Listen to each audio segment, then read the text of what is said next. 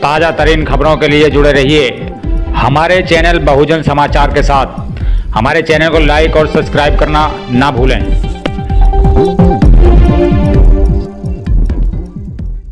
मैं विनीत सतप्रकाश भराला, मैं भराला का निवासी हूँ, सरदना विधानसभा क्षेत्र से। तो जिस तरीके से पहले आप साइकिल पे सवार थे, अब हाथी पे सवार हुए हैं, क्या मतलब पूरा मामला? मेरे पिताजी ने यहाँ 30 साल सरदना विधानसभा क्षेत्र में सर्व समाज को लेकर राजनीति करी है और मेरे पिताजी ने बहुजन समाज पार्टी से ही राजनीति की शुरुआत की थी 94, 95, 96 से। बीच में किन्हीं परिस्थितियों के कारण समाजवादी पार्टी ज्वाइन कर ली थी और समाजवादी पार्टी से चुनाव भी लड़े थे।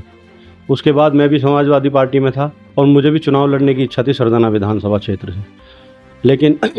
कई कारणों की वजह से यहाँ चुनाव की स्थिति नहीं बन पाई, इसलिए मैंने समाजवादी पार्टी को छोड़ गए और बहुजन समाज पार्टी में आस्था जताते हुए, बहन कुमारी मायावती जी में आस्था जताते हुए और बसपा की नीतियों से प्रभावित होकर, बहन जी के आदर्शों से प्रभावित होकर मैंने बहुजन समाज पार्टी ज्वाइन करी है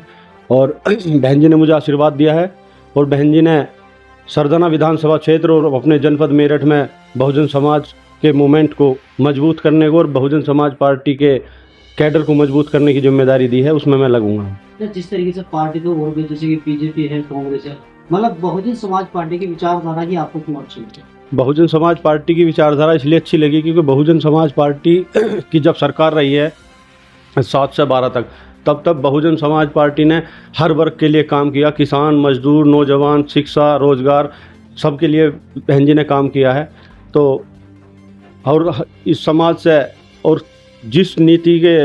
दबे कुचलों की राजनीति, शोषित वंचितों की राजनीति बहुजन समाज पार्टी में होती है, वही राजनीति मेरे पिताजी ने की है, उसी से प्रभावित होकर मैंने बहुजन समाज पार्टी ज्वाइन की। अच्छा, ये बात कहाँ तक सही है कि जैसे कि बहन जी की सरकार रही 2007 से लेकर 2012 तक, कि युवाओं को सबसे ज्यादा रोजगार दिया, किसी और सरकार ने नहीं दिया? ये तो आंकड़ों में भी है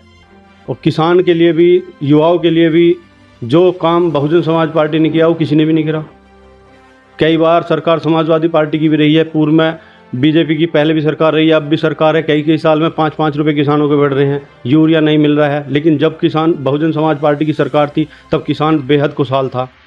और एक साथ इतना रेट गन्ने का बढ़ाने वाली बहुजन समाज पार्टी मात्र पार्टी ऐसी थी जो किसानों का सबसे ज़्यादा रेट बहुजन समाज पार्टी ने एक साथ बढ़ाया था। अच्छा, सपा की भी सरकार रही, अब इस टाइम मौजूदा बीजेपी सरकार भी चल रही है, गन्ने का जो पेमेंट इस सरकार में समय पर मिला किसानों को? बहुजन समाज पार्टी के समय में बहुत ठीक समय पर पेमेंट मिलता था और बाकी तो सब पार्टी आप सब देख रहे हैं और यहाँ का किसान और मजदूर, नौजवान सब देख रहा है किस तरीके की। और भारतीय जनता पार्टी ने तो इस दोहराए पे लाके खड़ा कर दिया है कि किसान भी तबाह है और रोजगार, मजदूर तो सब मतलब एक इस तरीके से ख़त्म हो चुका है। अच्छा, एक जिस तरीके से जो प्रशासनिक अधिकारी होते, चाहे छोटा हो चाहे बड़ा हो, जब बहुजन समाज पार्टी की सरकार थी तो अधिकारी जो 10 बजे से पहले ही ऑफिस में होते थे, अब तो जो आकर के 11 बजे तक भी नहीं पहुंच पाते। मैं जहाँ तक समझता हूँ, मैं 2005 से 10 तक प्रधान रहा और मेरी समझ में रहा 7 से 12 तक बहुजन समाज पार्टी की सरकार चली थी। जो अधिकारियों का चाल चलन और व्यवस्था थी बहन जी के नाम से, अगर बहन जी का दौरा अचानक मेरठ में लग गया या बुलंदशहर में लग गया, हापुड़ में लग गया या सहारनपुर में लग गया, पूरे पश्चिमी उत्तर प्रदेश का अधिकारी इस तरीके से मतलब अलर्ट हो जाता था कि पता नहीं किस पर क्या गाज गिरेगी। बहन जी के यहाँ बहुत बड़ी मतलब ऐसी स्थिति थी अधिकारियों की कि अधिकारी जब 10 बजे का समय होता तो 9:45 बजे अपने दफ्तर में बैठते थे। तो जिस तरीके से 2027 वाले चुनाव में होता है, उसके बाद थोड़ा कुछ जानकारी देंगे? मुझे ऐसा लग रहा है, जिस तरीके से मैं देख रहा हूँ, अभी पश्चिमी उत्तर प्रदेश में शुरुआत हुई है, सहारनपुर में हुई है, हापुड़ में हुई है,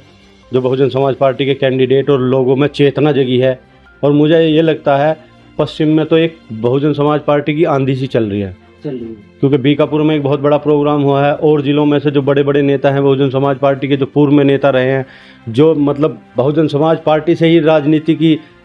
ABCD सीख के दूसरे दलों में चले गए थे, वो आज बहुजन समाज पार्टी में वापसी कर रहे हैं। तो मुझे ऐसा लगता है कि 2027 में कोई भी ताकत बहुजन समाज पार्टी को चुनाव जीतने से और सरकार बनने से नहीं रोक तो सकती। उत्तर प्रदेश की जनता के लिए हमारे चैनल के माध्यम से क्या करेंगे? उत्तर प्रदेश की जनता के लिए भी और ख़ासकर मैं अपने समाज के लिए भी, जाट समाज के लिए भी और मुस्लिम समाज और दलित समाज के लिए भी, कि एक ही विकल्प है जो बहुजन समाज पार्टी है, जो विकल्प कि एक ही वो विकल्प है जो भारतीय जनता पार्टी को हराकर और अब सत्ता में सरकार आ सकती है और किसान, मजदूर, नौजवान सबके लिए भले की सरकार बन सकती है।